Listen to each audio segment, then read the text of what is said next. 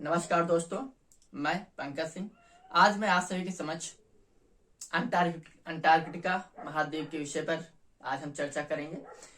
Actually में Antarctica महाद्वीप से रिलेटेड जो जानकारियां हैं बहुत कम है, और यहाँ से जब क्वेश्चन आ जाता है तो मेरे पास एक ही ऑप्शन रहता है, स्किप करने का, छोड़ने का। और ये ऑप्शन सभी बच्चों के पास होता है, लेकिन जिन्होंने पढ़ रखा है उनके पास स्किप करने का ऑप्शन नहीं होता है। उसके अतिरिक्त कुछ ऑप्शंस होते हैं, वो उसको करेक्ट करके चले जाते हैं। ठीक, तो अंटार्कटिका महाद्वीप जैसे कि आप यूट्यूब पर भी देखेंगे, मिलेंगे, लेकिन बहुत ज्यादा मात्रा में इसके लेक्चर्स आपको प्रोवाइड नहीं होंगे यूट्यूब पर भी फ्री में। लेकिन इससे रिलेटेड जहां से क्वेश्चन आयोग पहुंचता है, जहां से बनाता है, और कौन कौन से क्वेश्चन आगामी दिनों में आयोग बना सकता है, उन सभी विषयों पर आज हम चर्चा करेंगे। तो चलिए अंटार्कटिका महाद्वीप के बारे में हम बात करते हैं। एक्चुअली में अंटार्कटिका महाद्वीप एक ऐसा महाद्वीप है जिसका विस्तार पूर्ण रूप से दक्षिणी गोलार्ध में है। ठीक, दूसरी चीज, जो दक्षिणी ध्रुव है, दक्षिणी ध्रुव मुख्यतः अंटार्कटिका महाद्वीप के बिल्कुल केंद्र बिंदु पर पड़ता है। अगर आप देखेंगे तो अंटार्कटिका महाद्वीप के लगभग इस क्षेत्र पर आपका दक्षिणी ध्रुव मिलेगा आपको। ठीक है, दूसरी चीज, अंटार्कटिका महाद्वीप का विस्तार जो है स्पेशली गोंडवाना लैंड से हुआ है। गोंडवाना लैंड वह भूभाग जब पृथ्वी ठंडी और दो भागों में इसका विभाजन हुआ, तो एक दक्षिणी भूभाग था जिसका नाम गोंडवाना लैंड था। उस गोंडवाना लैंड से दक्षिण अमेरिका, अफ्रीका, भारत का प्रायद्वीपीय भूभाग प्लस ऑस्ट्रेलिया तथा उसी के एक हिस्सा अंटार्कटिका महाद्वीप, जिसका हम अध्ययन कर रहे हैं। अंटार्कटिका महाद्वीप में स्पेशली अगर बात की जाए तो ये पूर्ण रूप से दक्षिणी गोलार्ध में स्थित है, और ये दक्षिणी गोलार्ध में होने के कारण ध्रुव इसके बीच में पड़ जाने के कारण ये पूरी तरीके से बर्फ से ढका होता है। पूरी तरीके से बर्फ से ढके होने के कारण यह सफेद दिखेगा, और सफेद दिखने के कारण इस महाद्वीप को श्वेत महाद्वीप भी बोलते हैं, अर्थात व्हाइट कॉन्टिनेंट भी बोलते हैं। अंटार्कटिका महाद्वीप दुनिया का 5वां सबसे बड़ा महाद्वीप है। कौन से नंबर का है? 5वें नंबर का सबसे बड़ा महाद्वीप है। पहले नंबर पे एशिया महाद्वीप, फिर अफ्रीका महाद्वीप, फिर उत्तरी अमेरिका महाद्वीप तीसरे नंबर पे, चौथे नंबर पर दक्षिण अमेरिका महाद्वीप, तथा 5वें नंबर पर सबसे बड़ा महाद्वीप अंटार्कटिका महाद्वीप है। क्लियर? इस महाद्वीप को गतिशील महाद्वीप भी बोला जाता है। अब गतिशील महाद्वीप को बोला जाता है, गतिशील महाद्वीप बोले जाने के कारण इसका मुख्य रीजन है कि एक्चुअली में इस महाद्वीप में 6 महीने तो दिन होता है, 6 महीने रात होती है। कहने का तात्पर्य है कि जब हमारा सूर्य उत्तरायण हो जाता है लगभग 22 मार्च से, तो 22 मार्च से लेकर 23 सितंबर तक इस महाद्वीप पर रात रहती है। और इसी दौरान यहाँ पर अब जब यहाँ प्रकाश नहीं पड़ रहा है तो यहाँ ठंडी का स्तर यानी शीत जो कोल्डनेस है वो उसका स्तर तापमान काफी घट जाता है, जिसकी वजह से यहाँ पर अच्छी खासी मात्रा में बर्फ और जमा हो जाती है, इसका आकार बढ़ जाता है। लेकिन जब 24 सितंबर से यहाँ पर सूर्य दक्षिणायन होना शुरू हो जाता है तो उसके उपरांत यहाँ पर दिन होना शुरू हो जाता है, और ये फिर मार्च तक दिन होता है, अर्थात फिर 6 महीने यहाँ पर सूर्य की किरणें पड़ती हैं, जिसकी वजह से यहाँ पर पिछले दिनों की अपेक्षा जब अंधेरा था उसकी अपेक्षा अब टेम्परेचर जो है थोड़ा ऊपर उठेगा, जिसकी वजह से अब यहाँ पर जो ग्लेशियर जो बर्फबारी की गई हुई थी, जबरदस्त तरीके से बर्फ जमी हुई थी, वो कुछ पिघलेगी, जिसकी वजह से अब ये इसका आकार जो है थोड़ा घटेगा। क्लियर? तो इसीलिए इसको गतिशील महाद्वीप कहा जाता है। आगे बात सुनिए। दूसरा, इसको निर्जन महाद्वीप भी बोला जाता है। क्या? पहला हमने क्या पढ़ा? श्वेत महाद्वीप, श्वेत बोलते हैं, फिर गतिशील महाद्वीप बोलते हैं, फिर अब हम पढ़ने जा रहे हैं निर्जन महाद्वीप। ठीक है, निर्जन इसलिए बोलते हैं क्योंकि यहाँ पर जीव बहुत कम पाए जाते हैं, स्पेशली मानव जनजाति तो नहीं पाई जाती है, और दुनिया के एकमात्र महाद्वीप जहां पर सरीसृप नामक जीव जंतु नहीं पाए जाते। सरीसृप महाद्वीप जीव, सरीसृप का मतलब होता है रेंगने वाले जीव जंतु। अब रेंगने वाले क्यों नहीं पाए जाते?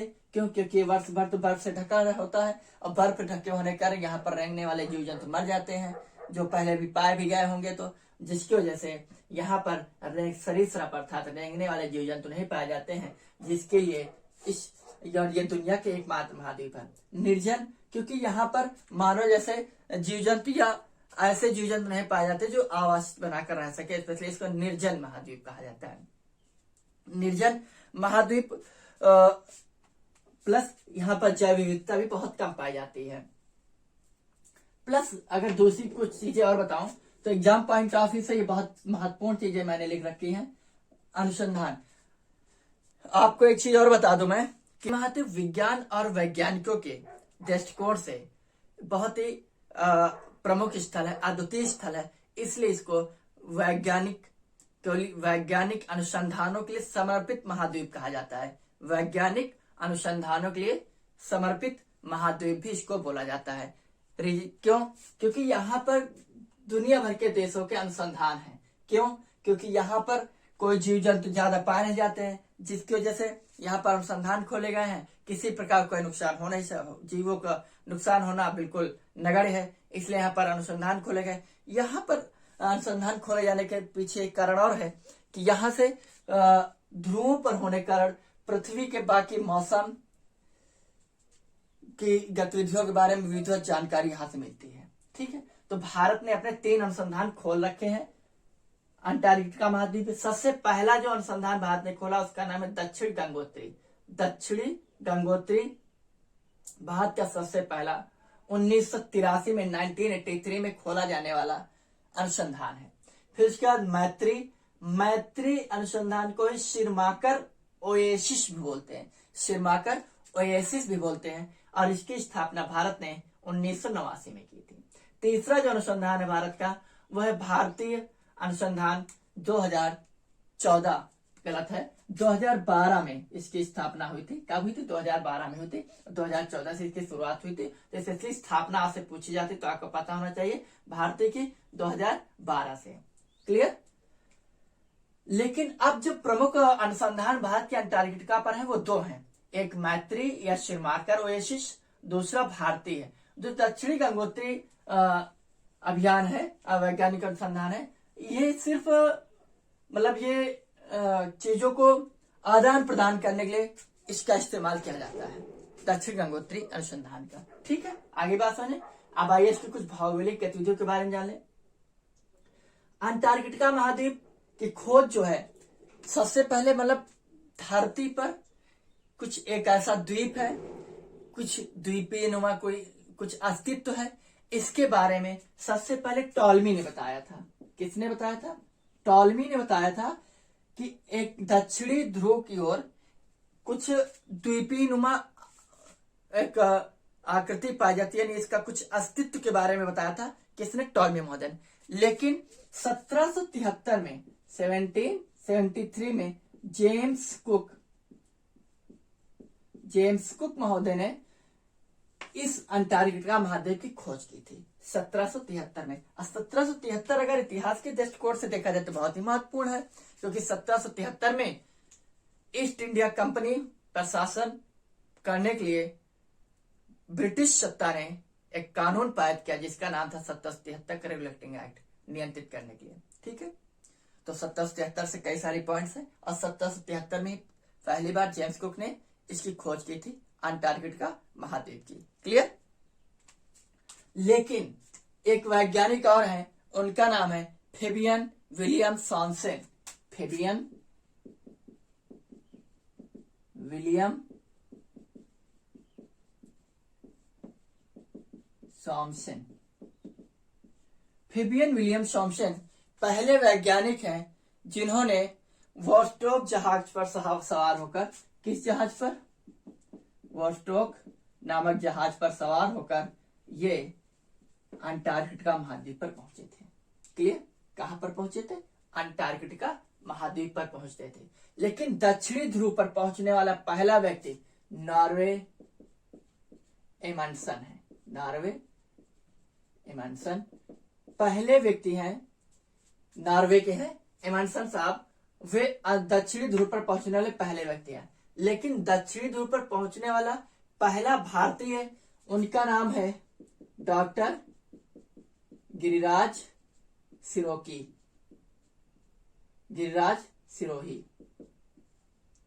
ठीक है। डॉक्टर गिरिराज सिरोही पहले भारतीय हैं जो अंटार्कटिका के दक्षिणी ध्रुव पर पहुंचे, तथा पहले व्यक्ति दुनिया में, विश्व में, इनवर्ड नॉर्वे के हैं एमंडसन साहब। आगे बात इतनी समझ में आगे। और ये जो गिरिराज सिरोही है स्पेशली, ये उत्तर प्रदेश के बुलंदशहर से संबंध रखते हैं। क्लियर? तो ये जो रही कुछ खोजबीन से संबंधित चीजें कि अंटार्कटिका महाद्वीप की खोज 1773 में सबसे पहले जेम्स कुक ने की थी। और एक पॉइंट आपसे यहां से मैं पूछना चाहता हूं, कमेंट के माध्यम से बताइए आप कि कुक जल संधि कौन से दो द्वीपों के मध्य या किस देश से पड़ती है कुक जल संधि? क्लियर? अगला, राष्ट्रीय अंटार्कटिका अनुसंधान केंद्र या अध्ययन केंद्र, राष्ट्रीय अंटार्कटिका अध्ययन केंद्र कहाँ है, ये आप जान लें। अभी मैं लिख लूंगा, राष्ट्रीय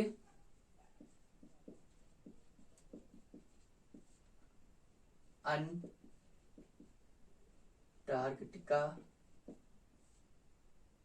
अध्ययन केंद्र जो है ये है गोवा में। कहां पे है? गोवा में स्पेशली। क्लियर? और ये जो रफ हो गया है ये है वेलिंगशन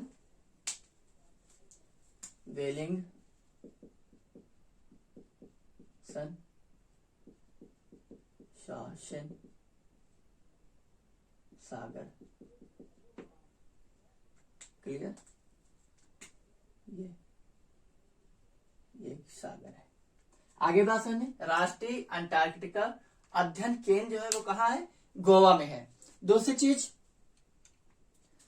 ये जो आप एक पर्वत श्रृंखला देख रहे हैं इसका नाम है ट्रांस अंटार्कटिक माउंटेन। ये ट्रांस अंटार्कटिक माउंटेन, ट्रांस का मतलब होता है आर पार, अर्थात इस पार से उस पार तक जिसका विस्तार होता है उसको ट्रांस के स्टेप का प्रयोग करते हैं। वहां पर इंग्लिश वर्ड है, तो ट्रांस का अर्थ होता है पार, यानी इस पार से उस पार तक। तो ट्रांस अंटार्कटिक माउंटेन कहाँ है? ये अंटार्कटिका महाद्वीप में है। इसके इधर वाला अर्थात ट्रांस अंटार्कटिक माउंटेन के पूर्वी साइड को बोलते हैं वृहत अंटार्कटिका। क्या बोलते हैं? वृहत अंटार्कटिका। लेकिन इसके पश्चिमी साइड को लघु अंटार्कटिका बोलते हैं। ये जो क्वीन मॉड माउंटेन आप देख रहे हैं, queen mod mountain specially Antarctica महाद्वीप को दो भागों में बांट देता है। तो क्वीन मॉड माउंटेन के इधर वाला प्रायद्वीप, ये प्रायद्वीपीय अंटार्कटिक प्रायद्वीप, या इसको पाल्मेर लैंड बोलते हैं। इस वाले एरिया को, ये जो सोरनुमा आकृति बनाने का प्रयास किया है, इसको अंटार्कटिक प्रायद्वीप या पाल्मेर लैंड बोलते हैं। और इसका अंटार्कटिका को दो भागों में डिवाइड करता है क्वीन मॉड माउंटेन। और क्वीन मॉड माउंटेन की एक खूबी है कि दक्षिण में इसके रॉस हिमपट्टी और उत्तर में रॉन हिमपट्टी है। इस रॉस हिमपट्टी तथा और रॉन हिमपट्टी को जोड़ने का काम करता है क्वीन मॉड माउंटेन। कौन काम करता है? Queen mod mountain. इस अंटार्कटिक महापर्वत या माउंटेन के आप पूर्व में जाएंगे तो यहाँ पर आपको एक माउंटेन दिख रहा होगा, प्रिंस चार्ल्स माउंटेन। कौन सा है? Prince Charles mountain. इस प्रिंस चार्ल्स माउंटेन के उत्तर में आप जाएंगे तो एक यहाँ पर हिमनद आपको मिल रहा है, लैम्बर्ट हिमनद। ये लैम्बर्ट हिमनद की खूबी ये है कि लैम्बर्ट हिमनद स्पेशली दुनिया का सबसे बड़ा हिमनद है। तथा आप जान लीजिए, और दुनिया का सबसे ऊंचाई पे स्थित सैन्य ग्लेशियर या हिमनद कौन सा है? सियाचिन ग्लेशियर, जो कि लद्दाख में भारत में पड़ता है। क्लियर? तो लैम्बर्ट हिमनद दुनिया का सबसे यानी largest glacier in the whole world, specially Lambert. Clear? आगे दक्षिण में आएंगे प्रिंस चार्ल्स के तो अमेरिकन उच्च भूमि आपको दिखाई देगी। उसके दक्षिण में आएंगे जॉर्ज पंचम लैंड आएंगे। जॉर्ज पंचम लैंड और अमेरिकी उच्च भूमि के मध्य में क्वीन मेरी लैंड आपको नजर आएगा। जॉर्ज पंचम भारत कब आए थे, ये आप बताने का प्रयास करें।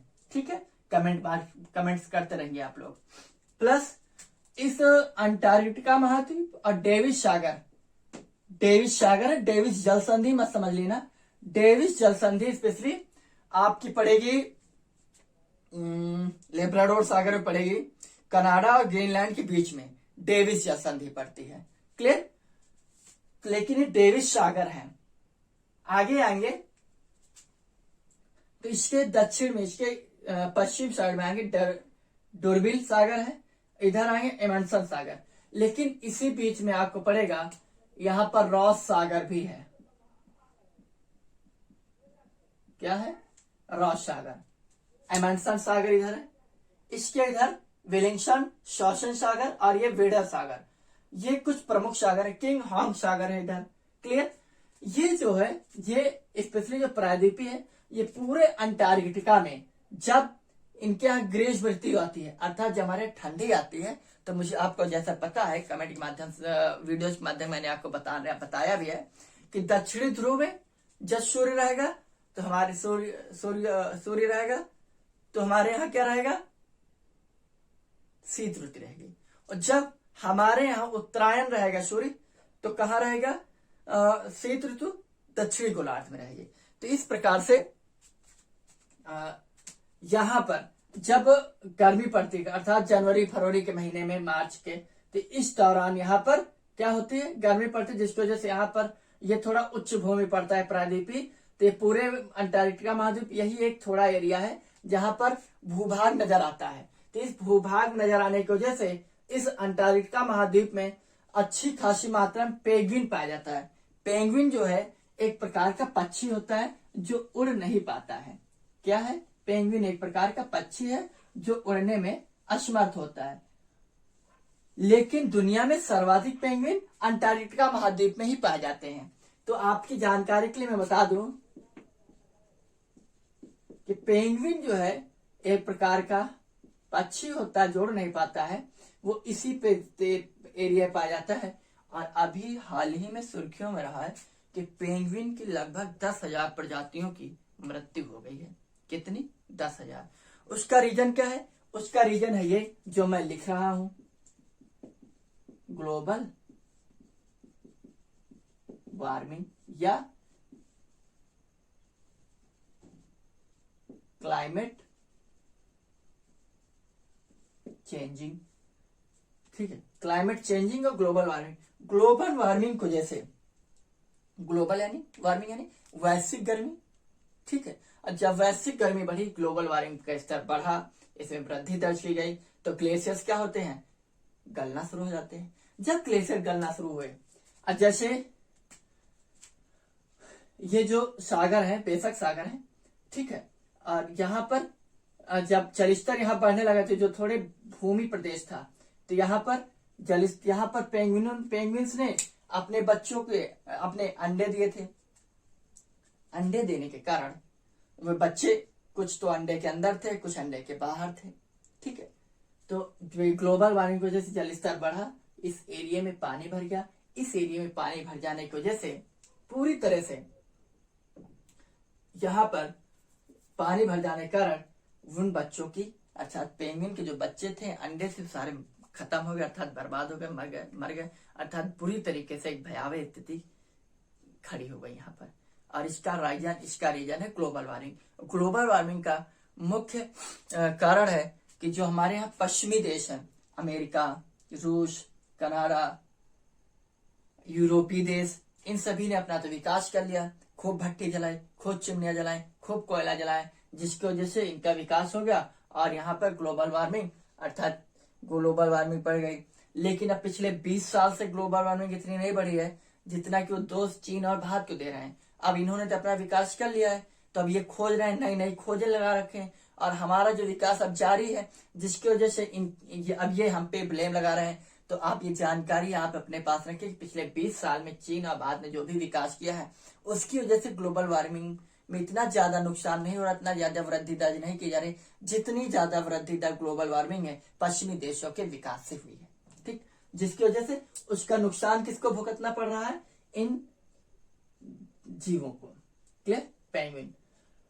पेंगुइन एक प्रकार का ऐसा पक्षी है जो अपने अंदर जो पंख होते हैं और शरीर के बीच में उनके एयर भर जाती है, जिसको बोलते हैं एयर लॉक्ड फर। क्या बोलते हैं? एयर लॉक्ड फर, जिसकी वजह से एयर भर जाती है और ये फूल जाते हैं, तो अंदर की जिनके शरीर की गर्मी है वो बाहर नहीं निकल पाती है और बाहर की ठंडी इनके शरीर को स्पर्श नहीं कर पाती है, जिसकी वजह से ये यहाँ पर अनुकूल जीवन व्यतीत कर पाते हैं तथा इस एयर भर जाने की वजह से ये पानी में तैर भी पाते हैं।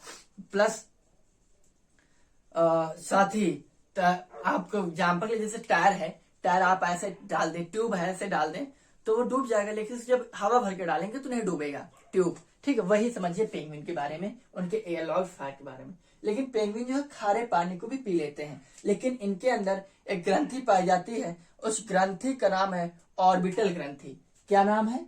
ऑर्बिटल ग्रंथि नाम है, ऑर्बिटल ग्रंथि। इस ऑर्बिटल ग्रंथि का काम यह है कि स्पेशली ऑर्बिटल ग्रंथि काम करती क्या, जब खारे पानी को पीते हैं तो खारे पानी को पीने के उपरांत वो ग्रंथि खारा अर्थात उसकी जो लवणता सैलिनिटी है उसको अलग कर देते हैं और जल का क्रिस्टलीकरण करके उसको सही में रख देती है। बाकी जो लवणीय पदार्थ होते हैं, जो जल होता है, उसको मल के माध्यम से बाहर निकाल देते हैं। अब ये जो पेंगुइन मरे हैं, जीवों की हत्या हुई है, इसको एक्चुअली में बोला जाता है इसको बोला जाता है कैटास्ट्रॉफिक। जो पेंगुइन मरे हैं इनको बोला जाता है कैटास्ट्रॉफिक ब्रीडिंग फेलियर। कैटास्ट्रॉफिक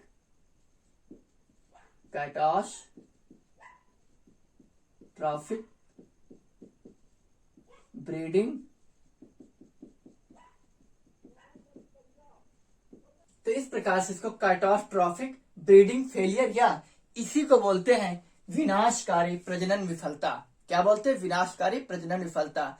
कि जल स्तर पर जाने की वजह से 10-10 हजार जैसे जीव मर गए, जिसको कैटास्ट्रॉफिक ब्रीडिंग फेलियर या हिंदी में विनाशकारी प्रजनन विफलता बोलते हैं। एक चीज मैं आपको और बता दूं कि पेंगुइन स्पेशली ब्लू कलर्स का होता है, ब्राउन कलर्स का होता है, व्हाइट कलर्स का होता है, ब्लैक कलर्स का होता है। तो जो स्पेशली जब इनकी जो प्रजाति है स्पेशली ज्यादातर ब्लैक एंड व्हाइट होता है, तो जो ब्राउन कलर के प्रजनन हो जाता है, मान लो 10,000 है तो 10,000 में कोई ऐसा पेंगुइन आ गया जो इसका कलर ब्राउन हो गया, तो ये जो है इनमें ये उसको अपने समुदाय से अलग कर देते हैं।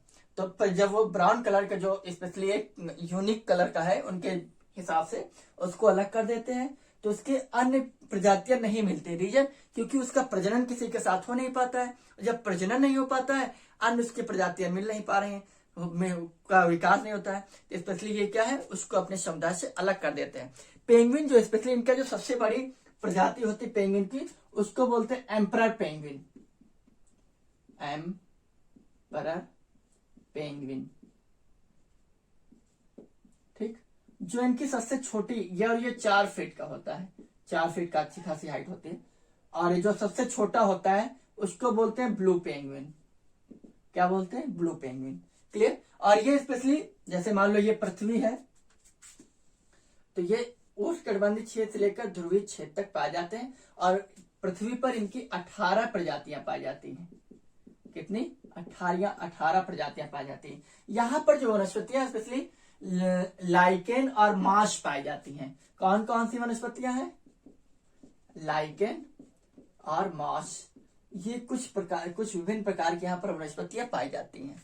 कि यहाँ तो स्पेशली बर्फ तो मकपाई कहा जाएंगे, इसी वाले क्षेत्र में पाई जाएंगी। क्यों? क्योंकि यहाँ बर्फ थोड़ा गल जाती है, तो यहाँ पर थोड़ा कुछ बहुत मात्रा में भूमि बाहर खुल के आ जाती है, इसलिए यहाँ पर लाइकेन और मॉस जैसे वनस्पतियां भी पाई जाती हैं। यहाँ पर प्रमुखता एक मछली पाई जाती है, उस मछली का नाम है क्रील मछली। क्रील मछली स्पेशली बहुत छोटी होती है। ये मान ली लगभग 1 सेंटीमीटर से लेकर 105 सेंटीमीटर, 10 सेंटीमीटर से लेकर 105 सेंटीमीटर तक इनकी हाइट होती है। काफी छोटे झुंडों में पाए जाते हैं। तो इस महाद्वीप पे ज्यादातर जो जीव पाए जाते हैं, एक तो पेंगुइन, दूसरा क्रेल मछली। लेकिन इस महाद्वीप के तटों पर यहाँ पर व्हेल और सील मछलियां पाई जाती हैं बड़ी प्रजातियों में, ठीक है, इनके तटीय भागों पर, अंटार्कटिका महाद्वीप के तटीय भाग में। इसलिए दो प्रकार के और पक्षी पाए जाते हैं, एक अल्बाट्रॉस तथा पेट्रल। ये समुद्री पक्षी जो उड़ सकते हैं। पेंगुइन पक्षी उड़ नहीं सकता है, लेकिन अल्बाट्रॉस और पेट्रल ये दो समुद्री ऐसे पक्षी हैं जो उड़ने में सक्षम होते हैं। इसको समाप्त होता हुआ महाद्वीप भी बोला जाता है। समाप्त होता महाद्वीप को बोला जाता है। उसके पीछे का रीजन है ग्लोबल वार्मिंग। ग्लोबल वार्मिंग की वजह से ग्लेशियर्स गलेंगे, पिघलेंगे, उनके पिघलने की वजह से जल स्तर बढ़ेगा और जल स्तर बढ़ जाने के कारण ये महाद्वीप समाप्त हो जाएगा धीरे धीरे। इसलिए इसको समाप्त होता हुआ मानसून की संज्ञा दी जाती है। तो यहाँ पर जो ज्यादातर क्वेश्चन है वो एक तो ये जो अनुसंधान खुले इनसे बन जाता है, प्लस जो इनके यहाँ एक ज्वालामुखी भी पाई जाती है, एकमात्र ज्वालामुखी है वो इरेबस ज्वालामुखी। कौन सी ज्वालामुखी है? इरेबस या इरेबस ज्वालामुखी है। एकमात्र ज्वालामुखी है जो कि यहाँ पर अंटार्कटिका महाद्वीप पर पाई जाती, इरेबस पर्वत पर। क्लियर? आगे बात समझ में। तो ये रहा आज का हमारा लेक्चर अंटार्कटिका महाद्वीप। और प्लीज इस लेक्चर को ज्यादा से ज्यादा देखें, शेयर करें और कमेंट करें और लाइक भी करते रहिएगा। आज का बहुत बहुत धन्यवाद। Thank you. जय हिंद, जय भारत।